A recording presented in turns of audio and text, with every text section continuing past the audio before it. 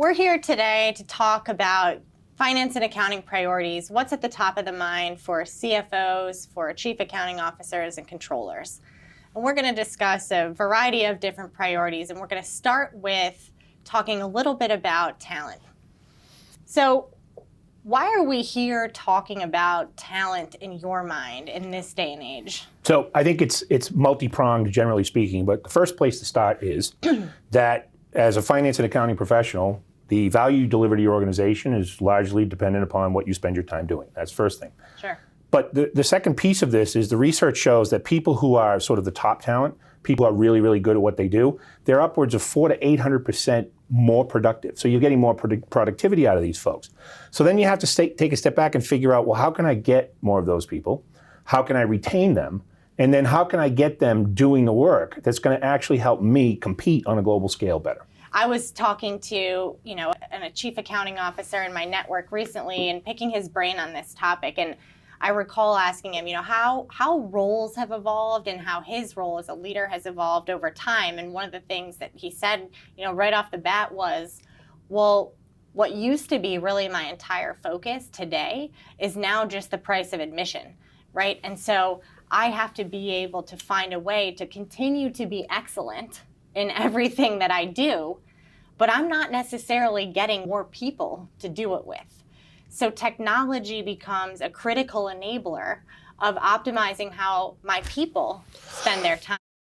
And I think in addition to just that, there's an important employee experience component of this as well. As we are living in this era of the Great Resignation and of roles evolving in finance and accounting, we have reached this inflection point where incorporating technology and giving our valuable people the platform and the tools to optimize their time is of critical importance. And the bigger you are, the more silos you have, that means your accountant is going to chase down all this information. We have to make sure it's correct.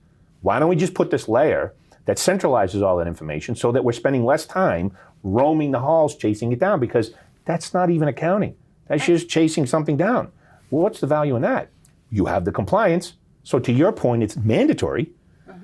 But can you just put that on autopilot? Put it in one place so everybody can see it. Neutralize emails and meetings. That's what we want to be doing. What Blackline is enabling for our customers is liberating them from the time spent on repetitive manual work, the time spent on finding data from all of those different sources that are only growing as companies increase in complexity and develop new business models. It's giving them the platform to use their own capabilities, their own talents in the most optimized way to ultimately deliver value back to the organization. That's Blackline's, that's what we're delivering. Do we neutralize risk in the process? Yes. Do we do a whole bunch of other things in the process? Yes. But if the fundamental core, we are delivering time so that you can do more things with that time. And so it's actually a basic element of neutralizing busy work so that people can focus on strategic work. That's it. That's right. Thanks, Ben.